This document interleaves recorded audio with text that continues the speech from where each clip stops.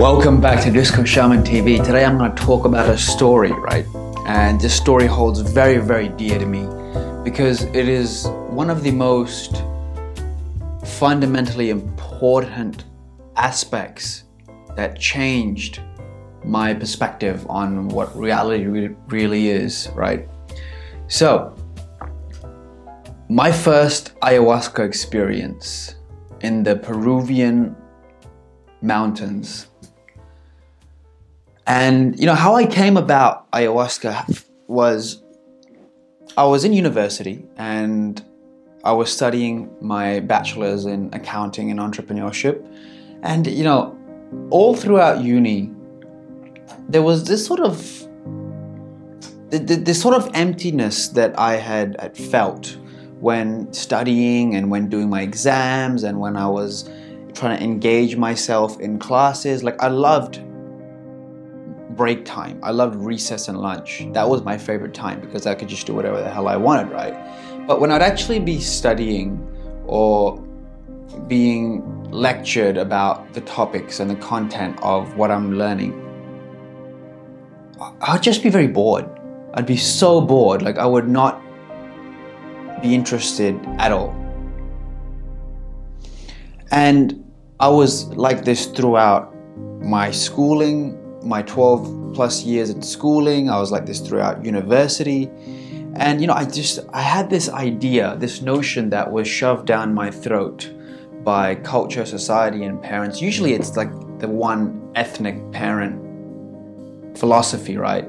Is where you have four options. You have either the option of becoming a doctor, lawyer, accountant, or an engineer. These four, you know? And it's like, that's all you'll have in your option list. And it's like, wait, what if I want to be a fucking porn star, Dad? What if I want to be a porn star, huh? But Dad's like, nah. Accountant. You will be #1 accountant. You will be #1 accountant for porn companies.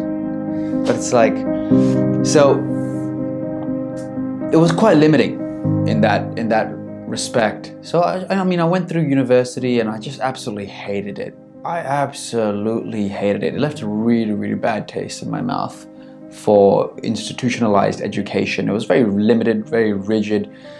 And for myself, as an individual who's quite open-minded and creative, it just didn't allow me to flourish in that region. And again, you know, there's people out there who absolutely love university and props to them. But for myself, nada, nothing. So the graduation day came on and I remember we were all coming up onto the altar. My dad, my mom, my granddad, everyone's in the crowd and they're just clapping like, my boys made me proud. And I'm just wearing my pizza hat and they call my name and I come up onto the stage. I receive my $50,000 piece of paper that I paid for. And again, I just felt this intense sense of shallowness, of sort of resentment, right? That is this it? Is this really it? There has to be more to life than this. There has to be something else out there that is more than myself. And I just wasn't ready to sort of swallow that as an answer, that this is it, this is what reality is. You go through school, come through university, you get your degree, then you get a job, and then you buy a house, and then you get married, and that's it. Like, it wasn't sitting right with me, right? It just wasn't sitting right with me. So whilst I was actually in university, I was doing quite a lot of research into psychedelics and plant medicines and shamanism. And I came across really great authors like Graham Hancock, Rick Strassman, and a lot of research that they have compiled throughout their work. And I was very interested. I was very interested in these altered states of consciousness realms that these shamans were accessing and apparently were communicating with intelligences beyond themselves and communicating to plants and communicating to higher levels of reality. And for me, that was like, fuck, that's interesting now. Now that's something that deserves, to me, a certain level of investigation. So my research brought me to this final decision-making process, which was, after uni, I'm gonna make sure not to jump straight into my career. I'm gonna make sure that I actually go and travel. And I already knew where I wanted to go. I wanted to go to Peru straight away, because that's one of the only places in the world where ayahuasca, the hallucinogenic brew, is legal. And I wanted to try it in a traditional and a cultural setting where they have been practicing it for thousands of years. So there's a level of safety and security there too, right? So I went up to my parents after I graduated and I'm like, Mom, Dad, I want to go to South America. And they're like, yeah, cool, go for it. And they're like, what do you want to do there? And I was just like, there's a hallucinogenic brew over there that I want to try out, right? And it was actually quite funny, right? It was quite funny because my parents, quite ethnic, quite open-minded at the same time, but this young Pakistani boy comes up to them and he's just like, Mom, Baba,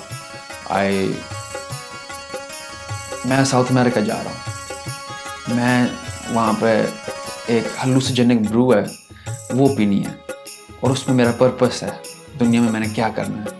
And they're just like, मुंडा पागल हो गया, मुंडा. They wrote me off. But anyways, they were very supportive of it. So straight after graduation, I booked my flight and bang, me and my partner, we're off to Peru. So from Perth to Peru is roughly 30-hour travel time. 30 hours non-stop pretty much. So you travel from Perth to Melbourne, which is like 4 hours, and then there's a little bit of a layover over there. After the layover, you travel from Melbourne to Santiago, which is a 13-hour flight. Oh my goodness, 13 hours in a plane on economy class. My back came out cerebral palsy spec. It was so bad, like my spine's twisted. Oh my goodness. I remember I was actually laying on the floor of the plane just so I could get good sleep. Otherwise, like I'm not one of those like sort of sitting up sleeping guys, like the Frankenstein type of thing. I gotta have like a nice little space. So I made myself a promise after that I'm never traveling coach again. Business all the way. Never again. So we landed in Santiago, and then from there we transitioned on to another flight which goes into Lima, capital city of Peru. And then from Lima we transitioned on to another flight all the way to Cusco. Now Cusco is a city that is situated in the Andes Mountains, and it's an hour flight from Lima to Cusco. And I still remember this so clearly, this whole sort of visual representation that I was having while I was in the plane. So I'm sitting in the plane and I look outside my little bubble window and I can just see these gigantic sentinels, these mountains, these Goliaths just peeking into the heavens.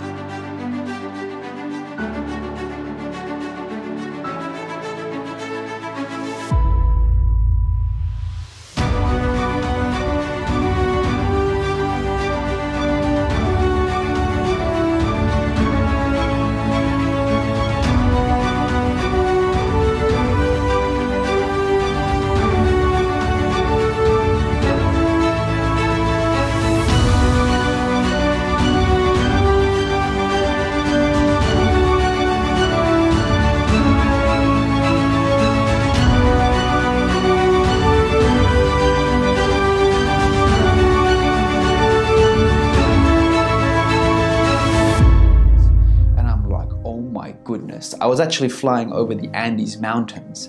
Now, the Andes Mountains, here's a little bit of a fun fact, span the longitude, the distance of 7,000 kilometers. That's from Perth to Melbourne and back, just in distance. And these mountains are going through over 6 different countries, starting from the north all the way down to Chile in the south. Unbelievable, unbelievable. They the distance of these mountains, of the Andes, is longer than the world's longest river, the Nile River. It's longer than the Amazon River also. It's absolutely unbelievable. Just the width of the mountains spans from roughly around 200 to 700 kilometers. That's fat. That's girth, right? And I'm flying over these things, and I remember just looking down and I'm like, man, these mountains have been here for millions of years, untouched, just standing in their presence. And there's a lot to learn from mountains, you know? They harbor so much life, plant life and animal life and human life, yet the foundation is so strong, untouched, unmoved.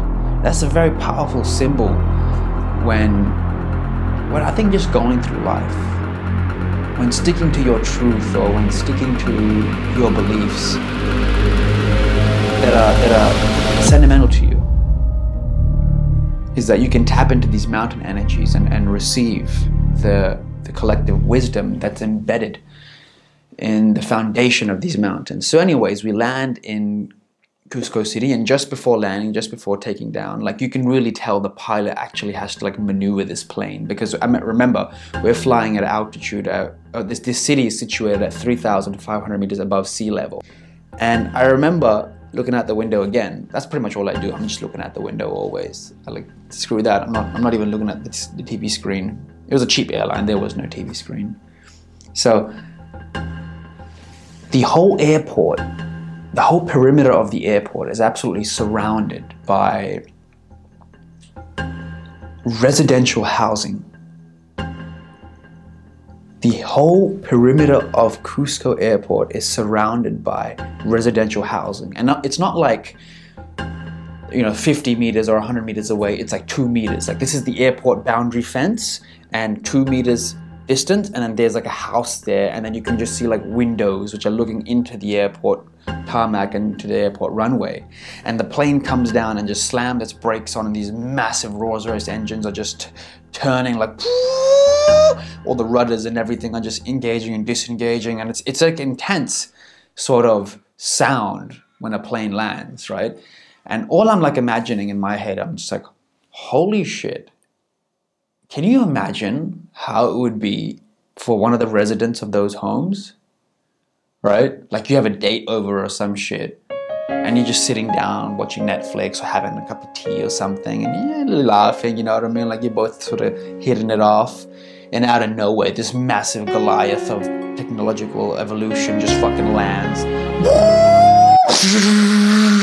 Like, her panties have just flown off just from the seismic activity coming from those massive turbines. It's like, whoa, man. Like, either it could play to your benefit or it could play to your demise. But to me, I just find it crazy, right? Imagine sleeping at 3 a.m. and then you just have these plane turbines just spooling and taking off. And just the fumes. Just the fumes. These people are probably high all the time. To be honest, they probably chose that place, right? They probably chose that place because of all the petrol fumes coming in. They're just all fucking sitting there like, yeah, this is good shit, you know? I mean, there's much better choices of altering your consciousness rather than plane fumes, but I mean, that's my hypothesis. If not, it's very powerful to see. It's very powerful to see that how people are living on certain parts of the globe, and just to draw from that a level of awareness, which shows that, wow, we in the West are so gifted to live a life of so much comfort, right? And so much luxury, whereas people in other parts of the world aren't so fortunate. So it kind of brings you to this point where it's like, all right, you know, if we should give back, at least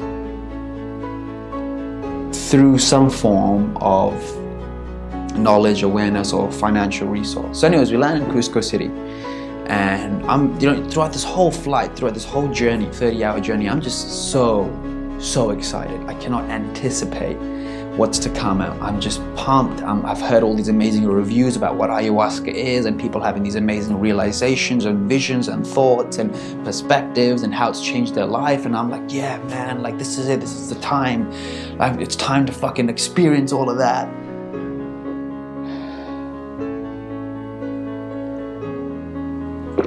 So we land into Cusco City, we get out into the baggage claim area, we pick up our bags, and we go on to get a cab. And as we go to get a cab, like, you just see all these cabs lined up over there. And there's generally like a hierarchy of cab drivers.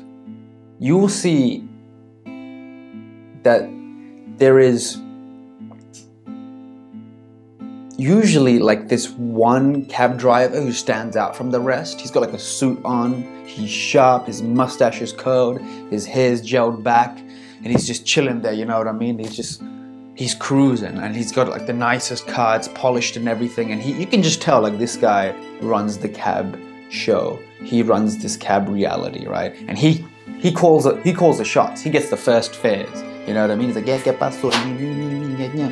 And like all the other cab drivers are putting the bags in of like the clients in for him, you know what I mean? Like, so I went straight to him. I was like, oh, this guy knows this place. We get in the cab and he's just full professional and stuff. He's just, boom, as soon as I get him, he just throws me like 4 or 5 brochures of what's there to do in the city and stuff. And he was speaking English and everything, and throws me his business card. I'm like, damn, I like this guy. You know, like one of those concierges that just know their shit. They just know where to go. They just know what to eat. They know how to get there. I like a man like that. I like a lady like that. So anyways, we get to our accommodation and we stayed there the night, and then the next morning we took another cab to Sacred Valley, which is an hour drive from Cusco City. And oh my goodness, beautiful drive. Absolutely beautiful drive. Just the mountain landscapes, the forests, the trees, the people, the culture. There's this sense of jovial liveliness to Peruvian culture. Everyone's just chilling, you know, everyone's just kind of having a good time. At least that's what it looked like to me, you know, like I haven't seen the back streets of what really goes on, but I'm gonna share with you what I've seen. And you know, people are coming and they're kissing each other on the cheek. They're just sort of like patting each other on the cheek. Not like a sloppy kiss, but just kind of like a pat type of thing. And it's like, wow, that's nice. Like, cool. I really like the way that they come in and how they time the kiss. It's just beautiful, the precision. So we get to our retreat after an hour, and you generally have the option of choosing how long you want to stay at the retreat for, and that's going to determine how much you're going to pay, right? So initially I had discussed with my partner that we're going to stay there for a week because we wanted to travel the rest of South America and so on and so forth. So we get there and we get an induction done for the first day of, like, you know, what we're likely to expect and what's likely to happen and what sort of protocols we need to follow. There's certain protocols that you actually need to follow before getting there, which is certain dietary restrictions, refraining from sexual activities, refraining from marijuana. Marijuana is a big one because it actually interferes with the ayahuasca process. Alcohol, red meat, garlic, onion, salt, spices, so on and so forth. Pretty much cleansing the system and setting your intention before you actually get to the place. So I'd followed all those protocols. I was fully rigid with it. I was like, yep, nah, I'm gonna get that fucking experience, mate. Full on, hell excited, hell pumped. All these different characters are there from all walks of the planet. You have the hippie from Jamaica, and then you got the yogi from India looking for enlightenment, and then you got like some guy from Tibet, and then you got the Aussie guy with just no shoes on, and he's like, yep, yeah, mate, I've come all the way from Australia here with no shoes on. And I'm like, damn, bro. Like literally, we were hiking in the mountains, and then there's like these intense jagged rocks, and he's just walking barefoot. I was like, fuck, if this guy is an iconic representation of what Australia stands for, I don't know what is, right? Yeah, he died by the end of the retreat. No, he didn't. He's chilling. He was a good guy. Anyways, he still is a good guy. So anyways, that night, I fell asleep, anticipating what's to come. Really excited. The next morning, I wake up and Usually the protocol is that you fast for 2 hours. Fast from 2 o'clock onwards to when the ceremony starts. So 2 p.m. I had my last meal, and then from that point on I'm fasting all the way up to 7 o'clock, 8 o'clock, which is when the ceremony generally starts, right? So 7 o'clock dawns upon, the sun dips beneath the horizon, and there's this sort of eerie sense of anxiety sort of dawning on where I'm like, all right, shit's about to get real now, you know. I've had psychedelics before, I've had a fair amount of experience with them, but for anyone out there who has some decent experiences with psychedelics, there's always this, you have to agree, like there's always this sense of unknown that you're sort of going into, like uncharted territory, and you're like, oh, whoa. All right, what's to come here? You know what I mean? Like that sort of anxiety sort of started dawning upon me, but I was ready, you know what I mean? Like I was kind of like fucking Conor McGregor. I was like, get the fuck out of here. I kind of had an ego to me. I was just like, fuck. You know what I mean? Like, I've done psychedelics. Fucking show me what this thing's about. Fucking show me what this thing's about. Just full on, like ready to go into it. But at the same time, anticipated what's to come. 7 o'clock, we're situated in the Maloka. The Maloka is pretty much the temple in which we have the ceremonies, and there's roughly 10 to 12 people in there. Everyone's situated on and allocated their own mattress on the floor. And usually the shaman, the practitioner of the medicine, the facilitators, they sit in front of you, like not directly in front of you, but they have like a little bit of like a stage, you could call it, like the performer stage, and they kind of lay on there. And for those of you who don't know what ayahuasca is a hallucinogenic brew. It has psychedelic compounds such as DMT in there. It's a combination of 2 plants.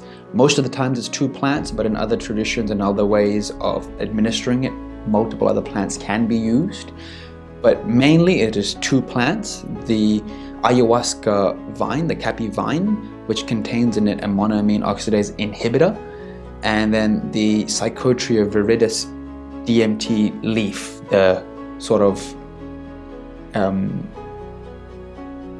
the plant that contains the actual DMT in it.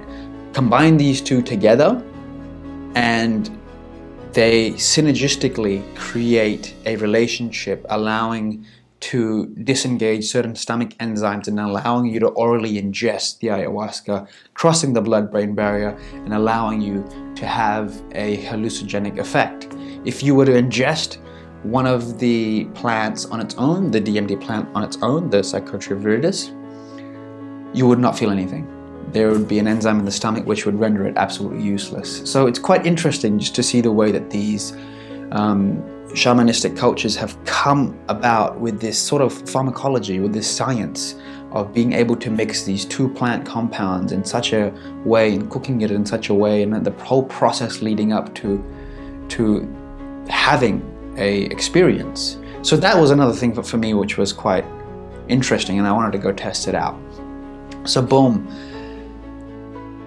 8 o'clock hits and it is pitch black. There's a candle lit in the room. The shaman calls me up and he usually just sort of points. He doesn't speak English. Most of the times it's a he. There's usually a she also there, depending on what sort of setting you're sitting in, right? So I remember this.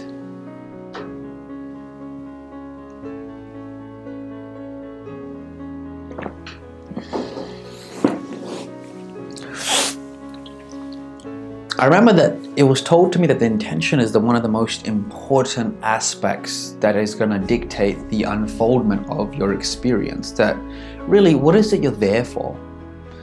Why is it that you are traveling across lands and partaking in this sacrament? What is it that you want out of it? And for me, what I really wanted out of it was a sense of purpose. Like, what am I here to do on this planet? I damn hell know that I'm not here to do accounting all my life, right? No way. So I was very, very confused in that respect. So my biggest one was, what am I here to do? What is my purpose? I felt so lost, so aimless, so directionless. And I needed that sort of insight, which I really didn't get from anywhere else. So I remember the shaman comes up and he sort of just, the facilitator actually calls you up and you sit facing the shaman, and the shaman is looking at you dead in the eye, and you're looking at him and you state your intention. And I stated my intention to him, and the facilitator translates the intention to the shaman, and the shaman sort of like grabs the brew and he pours it in there. Pours the brew, it's like a little shot glass. He pours the brew into the shot glass and does like mumbles like a little prayer or something, and he blows it in there, and the shaman passes over the ayahuasca to you. And by this point, he's not looking at you. I don't know, he's always looking down. It's almost like, just take it. And I grab this brew and I'm on my 2 knees and I drink this thing.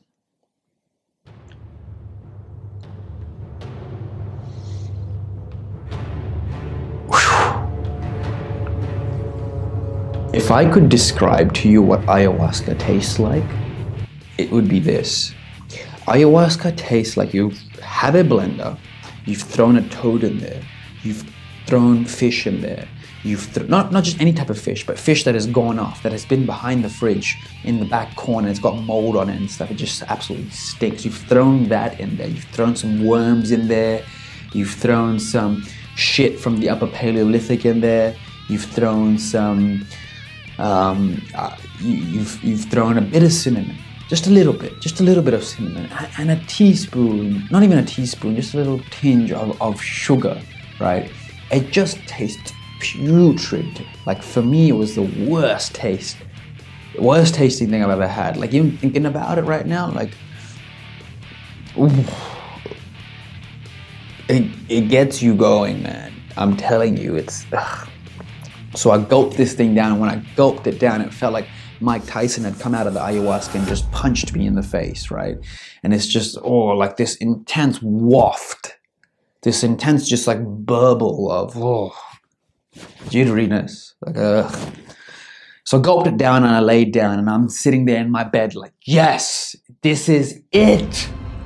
It is time. And I put my seatbelt on and I engage all my systems and all my notepad and my books, and you can smell the smell of the Palo Santo and the Mapacho in the air, and it's just like, oh fuck, man, this is, oh, we're gonna go deep tonight. We're gonna get some answers. And I'm laying there like, all right, baby, let's do this.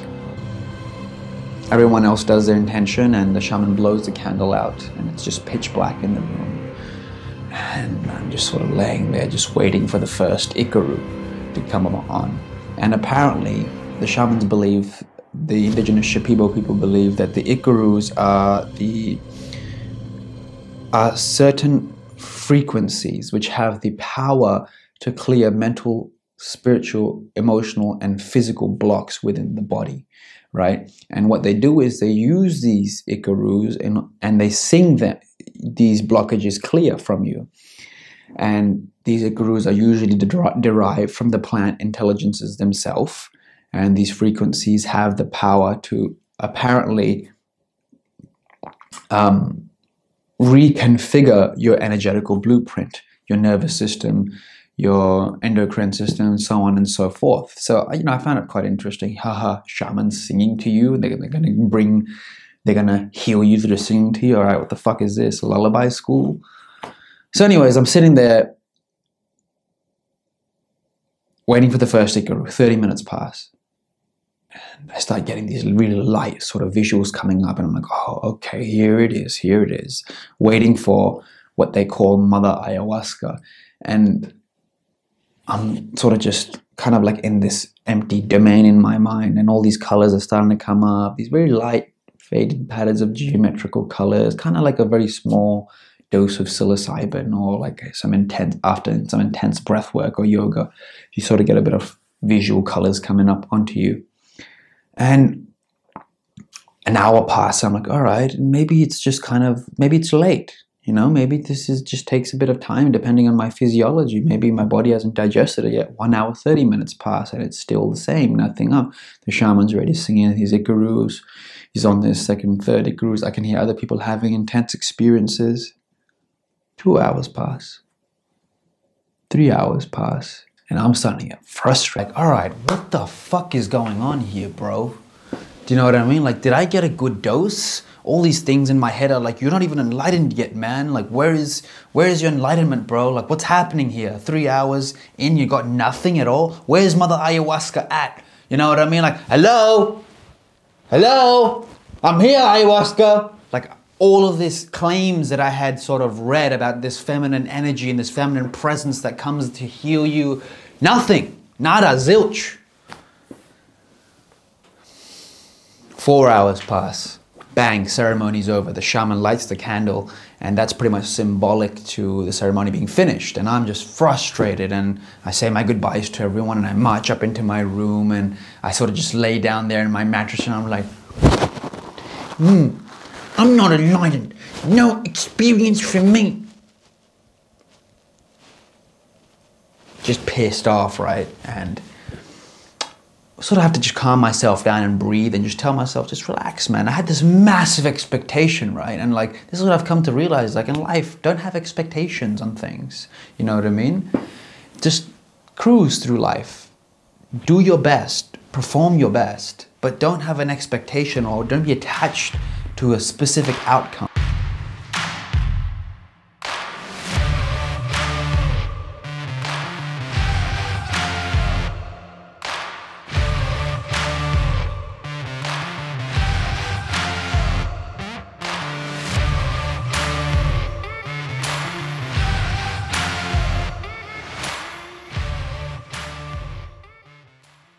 It can be quite debilitating and tantalizing, and it can make you suffer a lot. So that was a pretty powerful lesson that I sort of took out of that whole experience.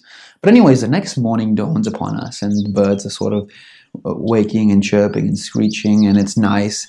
I wake up and the river's flowing, and there's like a whole mountain wall which is just facing the retreat, and it's just nice to just lay there and look into this thing. But I was a bit, the honest words that I will use is I was just let down. I was let down because I followed my gut, and I came here and I didn't get anything. And I was just like, man, like, kind of wanted to just punch my gut. You fucking set me up, you know? So again, I sat there and consulted to my partner, and she told me, she's like, just relax.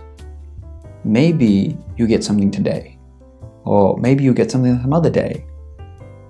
And it kind of just gave me a bit of comfort, and I was like, all right, whatever, let's do this. 2 o'clock hit, 2 p.m. hit, and I started my fast again. And all the way up to 7 o'clock, and ceremony time started, and everyone starts coming into the room, and I come into this room just hell cocky, you know what I mean? Like, I think I'm a fucking psychedelic king, like a psychonaut master or some shit. I'm just like waving my hands around and just coming in there. I just sort of like sit down and I'm like, get the fucking drink here now. Surprise, surprise, the king is back. I'd like to take this chance to apologize to absolutely nobody. The double champ does what the f he wants. For a 28-year-old on top of the game. Like just hell cocky, right? I didn't actually say that, but like in my head I was just like that, because I was like, bro, if that is what ayahuasca is, one of the most powerful psychedelics on the planet, I do that in my backyard, skipping. I get that from skipping, you know what I mean? I thought I was like Zeus or some shit. So anyways, I sit down, and 7 o'clock hits again. 7 o'clock, it was already 7 o'clock. 8 o'clock comes, and intention time. So I went up to the shaman, and I'm in the facilitator, and I expressed to them a level of disheartedness of, look, I paid so much for this. I'm not really getting anything out of it, and you know what I mean? Like, what's the go? And the shaman's just like, you see. They're very composed. Just again, see. Okay, see. Very average looking people. Kind of like Oompa Loompas, right? But like these spiritual Oompa Loompas. They're pretty cool. They're cute too, like kind of just want to cuddle them, like little bears. They got these big feet and massive calves. It's like, bro, what the fuck do you carry all day? Why are your calves so big? Why are your calves so big? And so there was 2 shamans in that practice whilst I was there. So I repeated my intention to him and I was like, look, I just want to know what's my purpose? What am I here for? And he grabs the same shot glass, the same one he poured me yesterday, the same size, the same dosage, and pours exactly the same amount. And I was like, no, bro, give me the big fucking glass in the back, that big cup. Like, I didn't say that in my head, but I didn't say that physically, but I said it in my head. I was like, give me the big glass type of thing. And same glass, boom, chug it down. Again, I got a punch in the face by Mike Tyson coming out of that ayahuasca cup. But it's not a fucking, it's not a bad punch in the face by Mike Tyson. It's kind of like a pillow fight with Mike Tyson. Like you get hit, but it's like with a pillow, like a duck feather pillow. It's comforting at the same time, right? So I drink this thing and I lay down on my seat and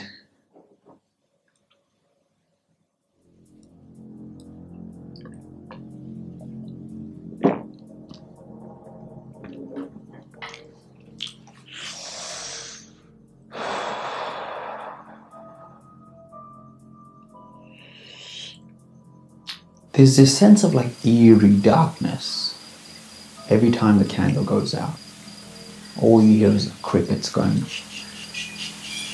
nothing else. Everyone's just there laying down.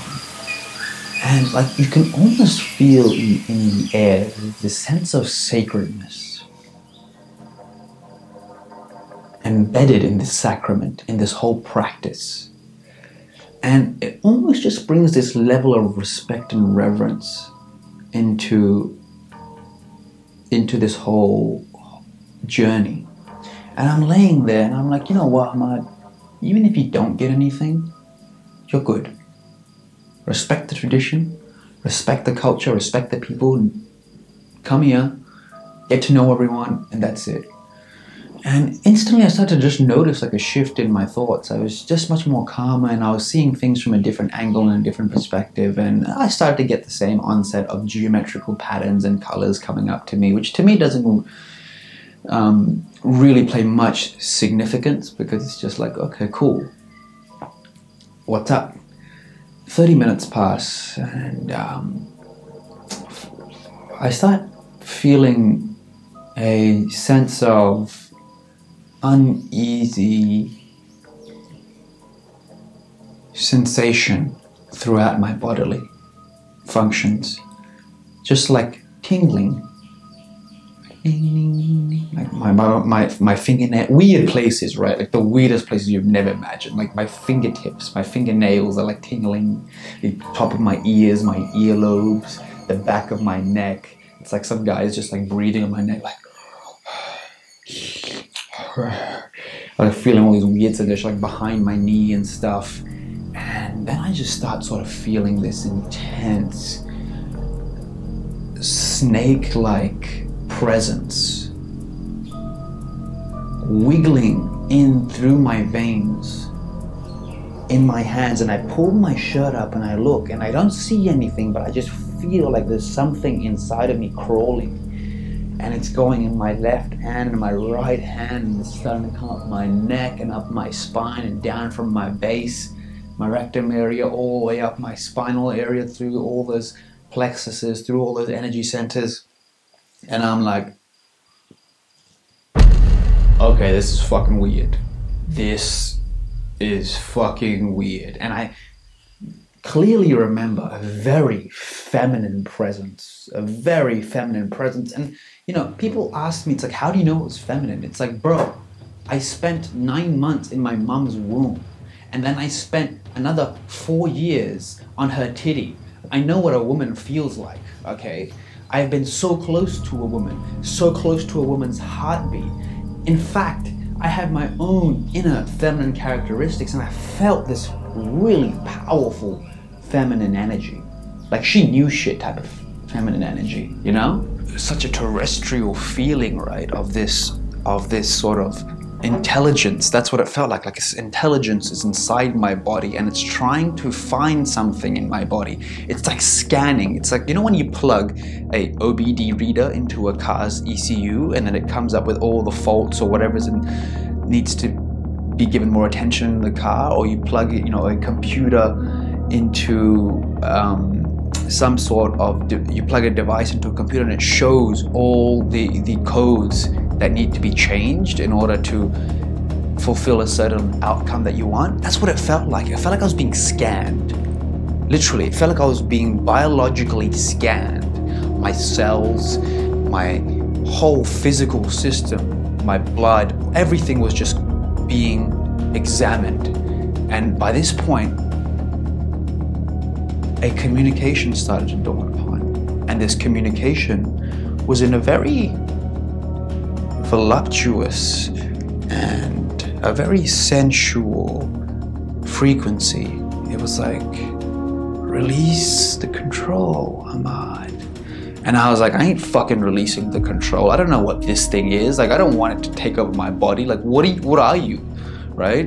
And my heartbeat's just like pounding and just picking up. It's like, it sounds like a drum beat. It's like,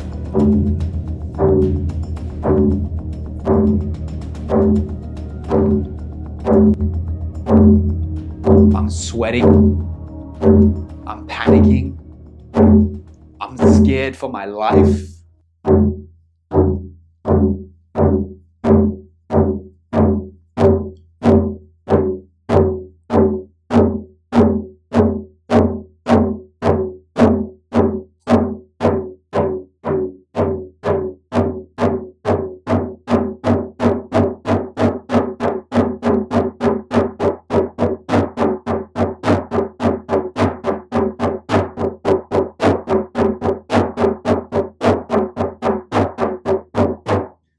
I felt like one of those Disney characters, you know, their heart is just literally like coming out of their body. It's like my heart's just beating, like just pulsating out, and I'm perspiring and stuff, and I'm feeling sensations in my body which I have never felt before. I'm feeling like I'm being stung by bees throughout my whole body, right? And at the same time, there's like these hospital medics with defibrillators just zapping me with electricity, and all these pulsations of energy are rising from my base and up and through my spine, and I'm just like, oh my fucking God, I am being zapped. I think I'm dying. I actually think I have flown halfway across the world and had a poisonous drink and killed myself. Hammad, good work. You wanted to trip on ayahuasca? This is it. You're fucking dead. This is what are your parents, what are your friends gonna think? What is your partner gonna think when she wakes up? You're dead, you're done. And I'm just like, all right, I'm poisoned, you know what I mean? And I'm twisting and turning like a fucking crocodile doing a death roll. I'm all over the place, and I'm just like kind of crying at the same time too, like, but at the same time there's a very powerful onset of visual hallucinations going on.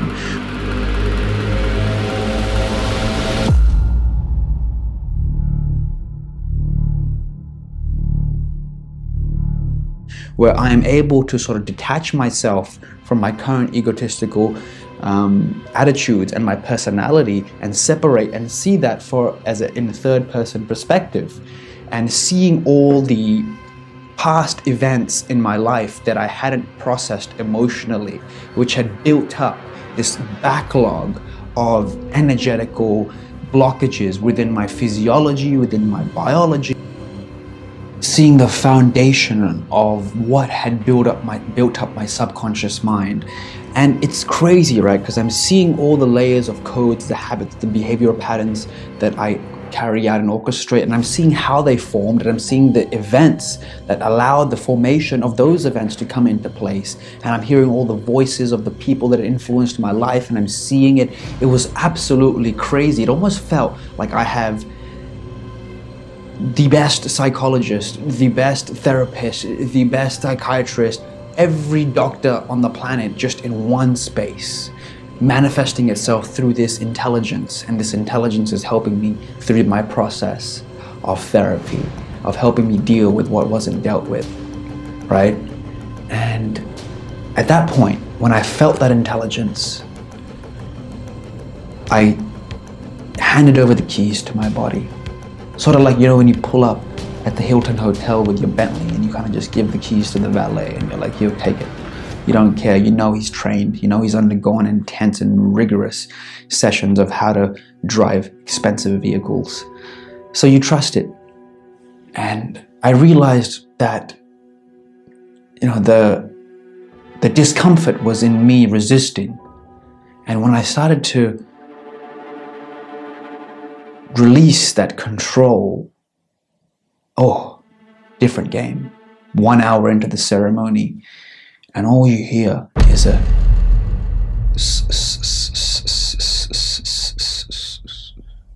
reverberating from the distance.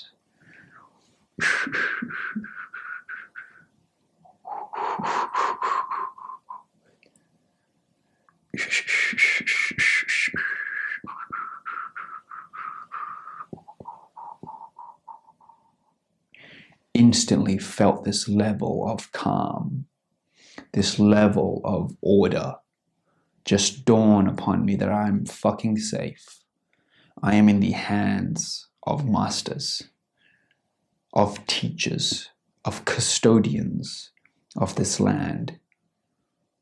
And at that point, I was just like, whoa. I felt invincible. I felt safe. And focus on the word feeling. I didn't think I was safe, I felt it, which was a realm beyond thinking, a different realm of intelligence, a different dimension of mind.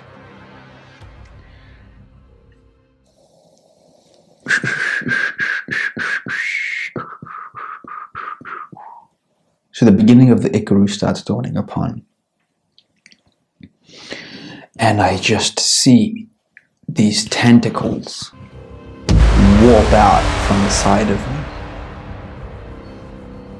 1, 2, 3, 4, 5. My eyes are closed, yet the reality in my mind was so clear. It is almost as you are seeing me now. The clarity that you are seeing my suit, you're seeing this mic, my hot chocolate, this laptop in the back, my drum, all the things that you will see, how clear they are.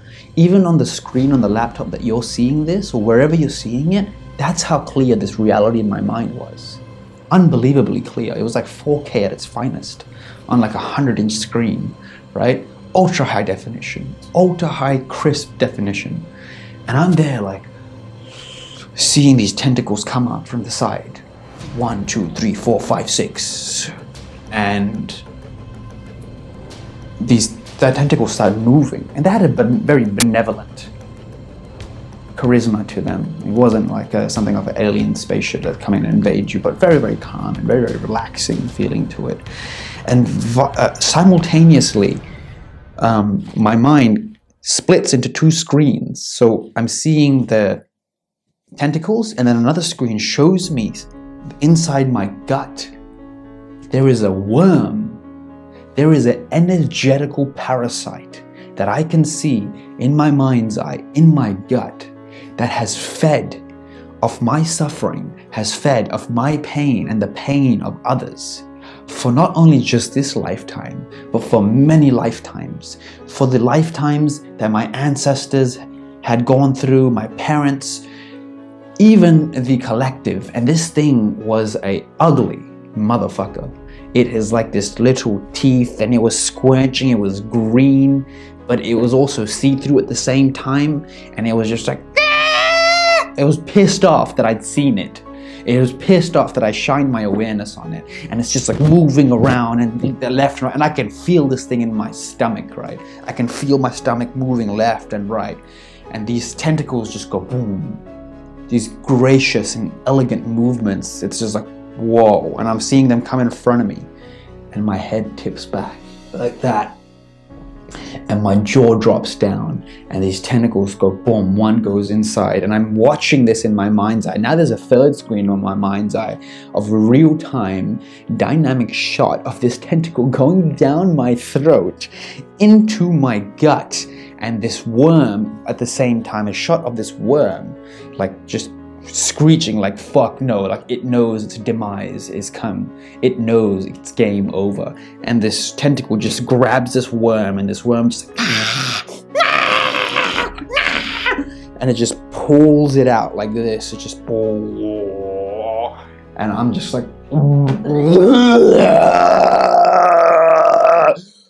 just ultimate purge. And you know what blew me away? It wasn't just me who purged in that exact moment. No one else before that had purged, but simultaneously, the lady next to me, my partner, everyone simultaneously started to purge.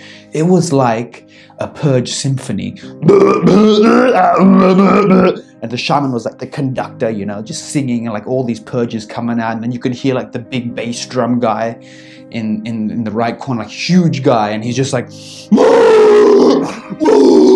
fucking crazy. This guy was like intense, man. I was like, dude, I'm ready to put money on, okay, that your worm fighting my worm, your worm gonna eat my worm, you know what I mean? Like there was like some fucking spiritual betting going on here for placing bets, but it was crazy simultaneously. And these Ikarus felt like there were these energetical frequencies just literally palpable, like you could feel them coming into your body and like hitting you in different places and controlling your physiology and releasing the tension in your musculature systems and rewiring the neural patterns in the brain and just opening up so many of these blockages that had built up, and that was coming and manifesting to the form of purging. And I'm crying, I got tears coming out, I'm vomiting, I'm like, oh sorry, I'll respect you from now on. I'm not the psychedelic king. Like I got put onto my place, man. I was like Conor McGregor when he was on the sidelines being in the clinch by Khabib, you know. Whatever you want, doesn't matter, Ireland, New York, Brooklyn or Moscow. Tell me, where? He is a monster. I want to change his face. We're talking maulings and massacre. You know, like I got put in my place hard ways. Like, it was a very, very humbling moment. A very, very humbling moment, honestly. And as I purged this thing out, I get sort of pulled. 1 hour, 30 minutes into the ceremony, I get pulled into this spatial realm. It's like I'm in space. I'm in space. See, my dream as a kid was to be an astronaut, and I loved that I was actually in space. And I was this giant being, and Earth was the size of a marble, and I'm looking at Earth, and I'm like, wow. This is probably what it means when people say the world is your oyster, right? And I'm looking at the world, I'm like, amazing, just this sense of beauty. And one of the shamans, he just sort of like Jedi floats over towards me. His legs are crossed, and his hands are crossed like this. And his eyes are open. And somehow he's telepathically communicating with me. And he's like, so you want to know your purpose? And I was like, well, fuck, that wasn't my purpose? What the fuck's my purpose then? And I'm just like hesitant, but at the same time, like my inner character of wanting to push the boundaries is like, fuck it, let's do it. You know what I mean? I was like, show me my purpose. And he just disappears, like, he just disappears, and boom, this massive little golden infused warp hole just opens, right? And you can just feel the intense suction, the vacuum being pulled in from it, and I get sucked into it. And as I'm getting sucked into it, I'm going through this sort of wormhole which is built up of just layers of intelligence, these geometrical patterns, vast motifs, kaleidoscopic colors. It almost feels like I have been plugged into a quantum computer and I am just downloading all this information. And it wasn't information like, it wasn't very basic information about how, you know, like sort of 1 + 1 is 2 type of thing. It was, I don't know, it was kind of to do with the nature of the universe. And I'm being sucked into this vortex and I'm just like, oh my goodness, like this is unbelievable. I open my eyes, right, in physical reality. And when I open my eyes, there is no reality outside. It's just fractal patterns coming down, nothing else but fractal patterns. And I'm like, where the fuck's everyone?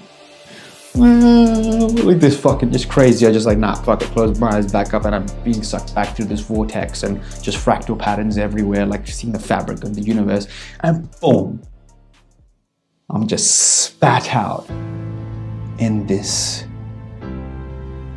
empty land. It's like being in the underneath the ocean at night, nothing, can't see anything. And I just hear the shaman, and he's singing his Ikaru, and he starts going really, really deep with it.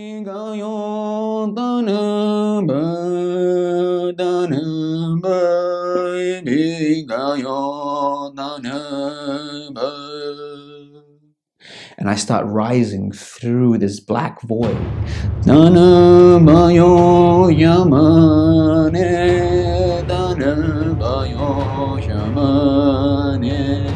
Higher and higher.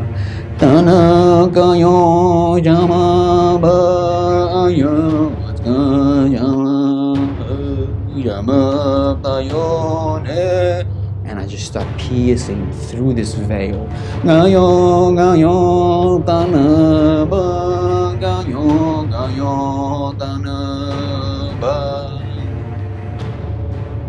And I enter into this reality, this another dimension. On all fours, I'm crawling. I'm literally crawling, right? And I'm the size of an ant. I am the size of an ant in a football field. And I look around me, and all I see is a fabric of violet blue energy that is just building up the reality around me, right? It's permeable, it's flexible, it's transparent, it's translucent, but it's intense levels of order, and there's levels to these realities. And on each level is inhabiting a being, a level of intelligence that surpassed my own by any means. A god, you could call it, right? And I'm just like, whoa. And literally at that point, this is all I hear is this. I hear this massive, in my mind. I don't hear this external to me, but I hear this in my mind. Ready?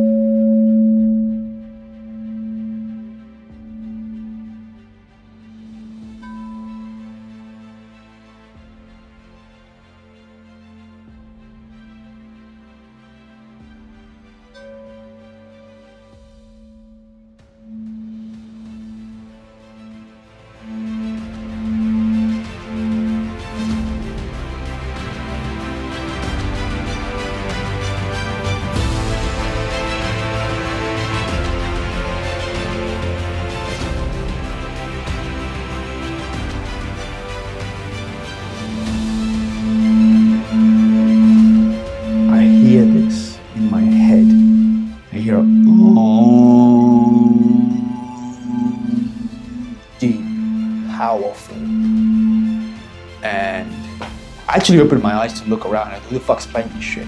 Who's fucking with me right now? Who's fucking with me? It's like an angry Italian guy, you know what I mean? Like a paranoid angry Italian guy. But it was no one. It was in my head, and I just closed my eyes, boom, back into that reality again. Everything's so clear. And it was almost like that frequency to me carried to a tone of creation, of pure information, untainted, clear, coherent. And that sound just downloaded into my body. And I looked in front of me and I was communicating. And I remember what they said to me. There was these beings, all these beings, and it was absolutely one of the most beautiful images I'd seen in my life. And they were very, very benevolent, wanting to help, wanting to serve, wanting to contact, right?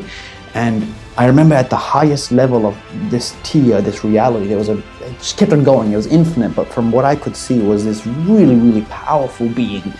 And you could just see it in the stature, the way that it was poised, you know, it would stand up straight, and you could see through it, but you could also see its intelligence through the way that the energy around it and within it was organized. You could feel it, a level of intelligence from it that transcended the beings underneath it. drastically, but all were intelligent in their own right. And they said to me, "We waited for you." And I was like, "Fuck, man, you must have been waiting for a while." I didn't say that, but I was like, I was still on my 4 knees, and I felt like a kid. I felt like a fucking baby who didn't know anything about reality, and I'm crawling and like, oh, what the fuck is this? Whoa. And they said something very clearly to me. Humans are all gods who have forgotten their power to create and manifest into existence whatever they wish to manifest. And there is so much power and potential in every human being that has been untapped by many of the vast population and civilizations that have come about. And I took that with a powerful knowing that, wow, like every human being, it felt true. True beyond the level of thinking and feeling. True as in just a true truth. So, you know, I sit with that idea and I consider it. I consider it quite a lot, and I pontificate over the idea that what is the possibility that we are truly gods? That we have truly forgotten our power to create, to manifest into reality what we want to do. So anyways, just to finish off the whole experience, I was awestruck by what I had saw, and there was a very clear communication going on left, right, with this level of intelligence. And bang, I get sucked back. Eyes close, and things slowly start to fade away. The experience starts to die down, and you know, I just felt this. I took a breath, and it felt like I was standing on top of a mountain, and the freshest, most purest oxygen just sucked in through my nostrils and down and expanded into my lungs, and I just took this breath, and I just felt at peace, in a pure state of beingness. I was laying on my mattress, and I felt like a hot coin melting into a piece of butter. And I was just like, wow, like this is fucking a amazing state to strive towards. Imagine living in this state forever. And hence why they call them plant teachers, because that state has been a catalyst for me in my journey. Because when I'm not in those states, number one, I don't resist it. I accept it, acknowledge it, express it. But I have this anchor point to reach to learn what is stopping me in my day-to-day life, my subconscious habitual patterns, my way of life from living in that state of being. And I slept like a baby that night. I haven't slept that deep all my life, I think. You know, I felt like I just been rebirthed. It almost felt like this, right? It almost felt like I was sleeping and I had like these lullabies and all these fairies and stuff, like just singing music to me. I had a deep and profound respect for the whole tradition and the process. And you know, so that's one of the most powerful stories of my ayahuasca experiences. And 4 years after that, I have gone into multiple expeditions into the Amazon jungle and through the mountains and around the globe and various sites. So I have a lot of stories to share. But also, what I have done is I have created my company here. Diskoshaman specializes in thought-provoking film production. The disco is symbolic of the technologically advanced world, the scientific protocols and procedures that are in place that have allowed the society to exist today. The shaman is symbolic of the spiritual truths inherent within all human beings.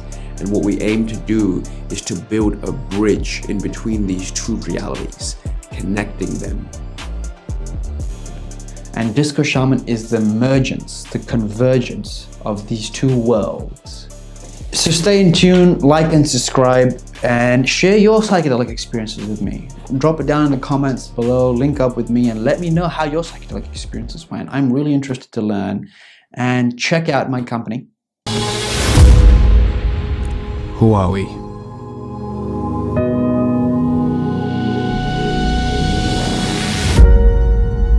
Where did we come from? And where are we going?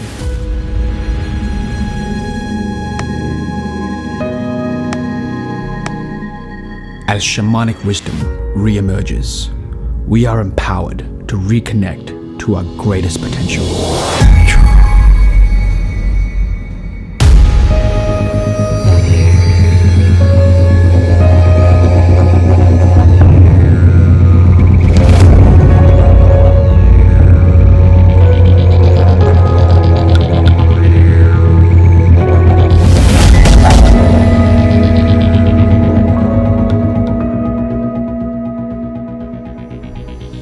It's time to download, apply, and integrate this powerful knowledge to unlock untapped faculties of the mind.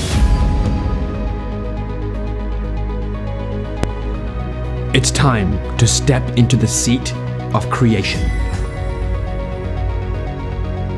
It's time to deconstruct and reprogram the mind, tweaking, tuning, and upgrading our mental and biological systems.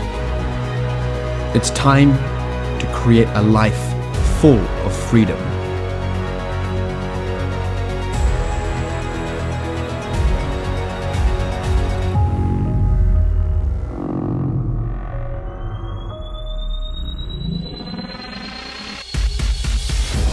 It's time to travel, to learn, to explore, to be.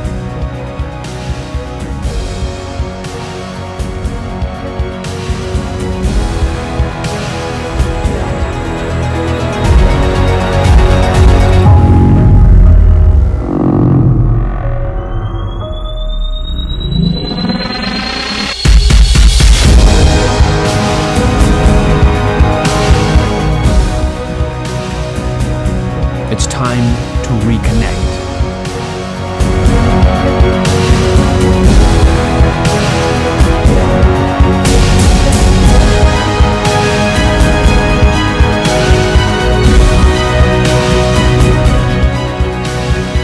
It's time to unite and multiply.